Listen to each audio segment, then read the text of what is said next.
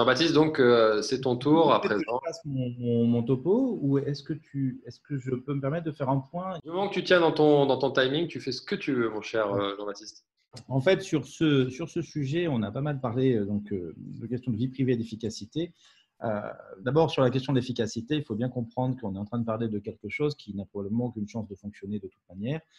C'est un projet dont les personnes qui ont travaillé dessus, ceux qui ont défini le premier protocole, m'expliquaient eux-mêmes qu'il s'agit avant tout d'un projet de recherche, que s'ils ont été un petit peu attirés par les lumières de l'idée de voir leur travail servir à quelque chose d'utile, en réalité, la différence entre un projet, un prototype ou un concept plutôt, parce que là on parle d'un concept, et son application industrielle, c'est un univers totalement différent. Et à ce jour, eh bien, nous n'avons aucune façon de démontrer qu'il existe. Les applications qui se sont développées, notamment en Corée du Sud ou ailleurs, ne reposent absolument pas sur les mêmes principes. On n'a pas un traceur Bluetooth, ni même un traceur autrement qui fonctionne. On a simplement des enquêteurs. Et ça, pour le coup, c'est très important. Le côté manuel du tracing, c'est quelque chose de tout à fait différent. On a donc des enquêteurs qui posent des questions aux personnes qui sont déclarées positives, qui reconstruisent leur parcours, leurs échanges, qui publient ces données de façon publique sur des sites, sur des API dans lesquels des développeurs d'applications vont les récupérer. Et ce que les gens obtiennent sur leurs applications, ce n'est pas du tout un système de tracing, c'est en fait une information que aujourd'hui, on a un nouveau cas de Covid qui a été découvert dans tel quartier, un nouveau cas de Covid dans tel quartier, un nouveau cas de Covid dans tel quartier, etc. Eux-mêmes indiquant où ils étaient présents. Et du coup, on est sur quelque chose de radicalement différent. Ça n'a rien à voir. Mais au-delà de ça, on a vraiment le sentiment, du coup, on peut se poser la question de savoir pourquoi cette application prend autant de place dans le débat public. Parce que initialement, ce que réclament les soignants, ce sont d'abord des masques, des médicaments et des tests, essentiellement, sans lesquels d'ailleurs cette application, et ça tout le monde le reconnaît, n'a aucune chance de fonctionner. Mais au-delà de ça, ce qu'on réclame maintenant, ce sont des enquêteurs. Et c'est quelque chose d'ailleurs qui a été signalé il y a déjà au moins une quinzaine de jours, voire 3 semaines. Et on n'a toujours pas, à ce jour, on ne sait toujours pas exactement comment vont être recrutés les enquêteurs. Le Premier ministre a annoncé que les médecins généralistes seraient la première ligne des enquêteurs. Est-ce que ça veut dire que du coup, il n'y aura pas d'enquêteurs? Enfin, c'est quelque chose de complexe. Les enquêteurs, pour le coup, c'est utile, mais comme les masques, comme les médicaments et comme les tests, on en entend beaucoup moins parler. On ne peut pas s'empêcher d'avoir l'impression d'être face à une opération qui est essentiellement politique et qui s'appuie un petit peu sur le fantasme technologique. Au fond, on raconte une belle histoire, on imagine un produit en disant mais ça pourrait marcher comme ça, et ça pourrait faire ça, et ça pourrait faire ça.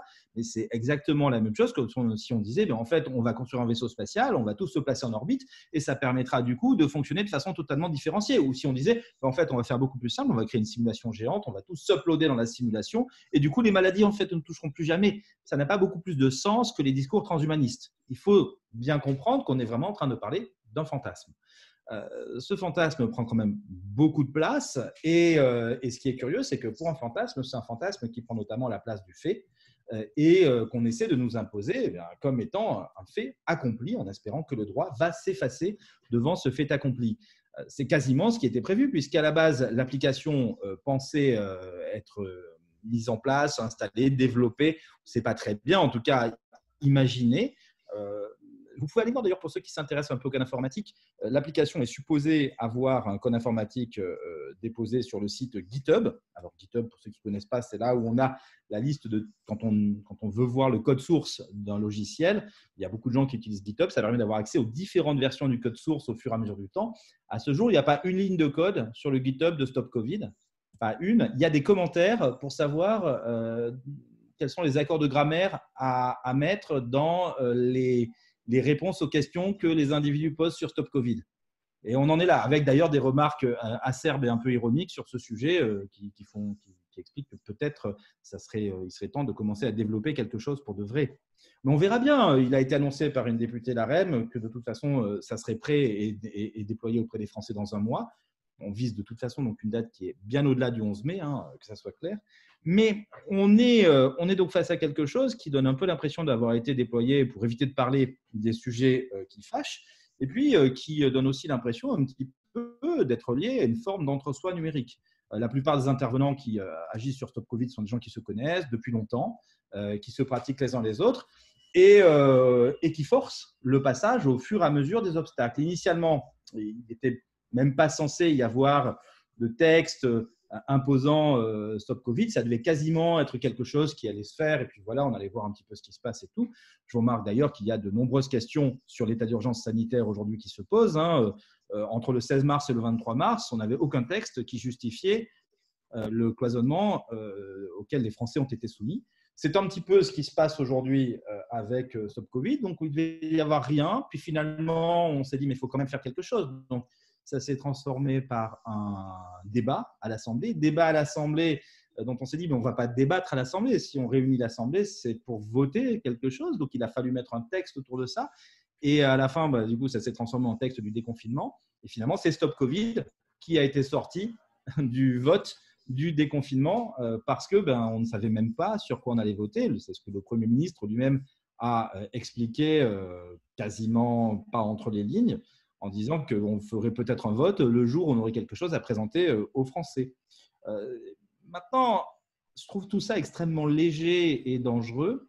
Et je trouve qu'on mélange curieusement les genres. Et il y a un point d'ailleurs qui n'a pas été commenté, et ça m'intéresse d'avoir l'avis de nos amis, c'est qu'on a vu le texte de François Pellegrini, qui est un excellent camarade et presque un collègue à certains aspects, parce qu'on a souvent travaillé ensemble.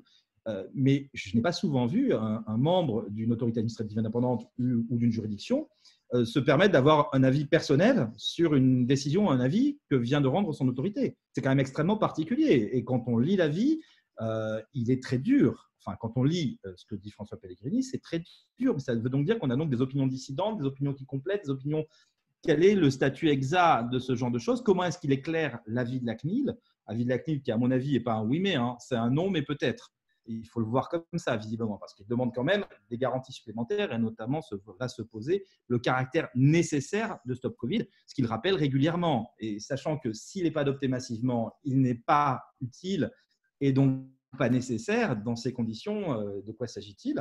Mais on est dans une situation donc, où on mélange régulièrement le fait, le droit, on essaie de brouiller un petit peu les pistes. Il y a quand même un point au-delà de la vie privée qui est que cette application est d'abord un outil de contrôle de la liberté d'aller et venir des individus. On est face à ce qui s'apparente à un bracelet électronique et qui permet tout bêtement, au fond, si on peut le faire pour régler le Covid, pourquoi ne pas le faire pour tout un tas d'autres sujets? Pourquoi ne pas le faire pour contrôler le chômage, s'assurer que les chômeurs ne vont pas passer leur journée au cinéma, mais qu'ils vont bien chercher des emplois? Pourquoi ne pas le faire pour contrôler l'activité des salariés? Pourquoi ne pas le faire pour, en fait, à peu près tout et n'importe quoi? D'ailleurs, il n'est pas anodin que dans les membres du consortium Stop Covid, certains ne travaillent pas du tout sur une application smartphone, mais bien sur un objet connecté que les individus pourraient avoir. C'est ce qui a été annoncé, en tout cas. C'est non seulement on est sur une application smartphone, mais on est également sur un objet connecté qu'on pourrait porter, soit un badge, soit un bracelet, soit une carte, quelque chose qui fonctionnerait de façon autonome et indépendante et qui permettrait comme ça de savoir avec qui vous avez rencontré, croisé et comment, et de faire remonter l'information. On est donc face à quelque chose qui, d'abord, n'est pas efficace, dont le statut juridique est au minimum extrêmement flou et la manière dont a été géré le développement du point de vue du droit est extrêmement problématique, et qui par ailleurs touche les libertés individuelles bien au-delà de la question de la vie privée.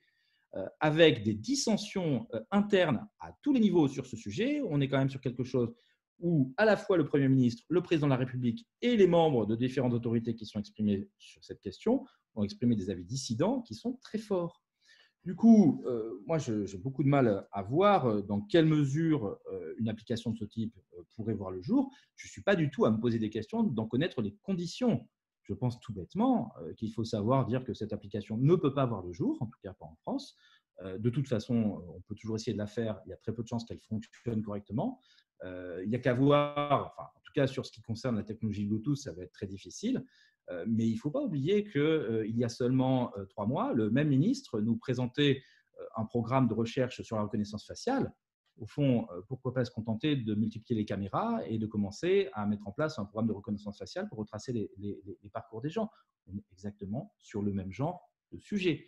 Et donc, on est en fait sur des lubies et sur des idées qui vont bien au-delà de la lutte contre le Covid, et on nous ressort, mais mis à la sauce Covid, des fantasmes non même pas de surveillance, mais bien de contrôle de la population qu'on n'attendait pas d'un gouvernement qui se présente comme libéral, ça c'est sûr, et sur lesquels on aurait au moins aimé avoir des processus de discussion et d'élaboration qui soient bons et non pas se voir appliquer une espèce de théorie du choc dans laquelle on nous met devant, je le répète, le fait accompli en espérant que ça va passer.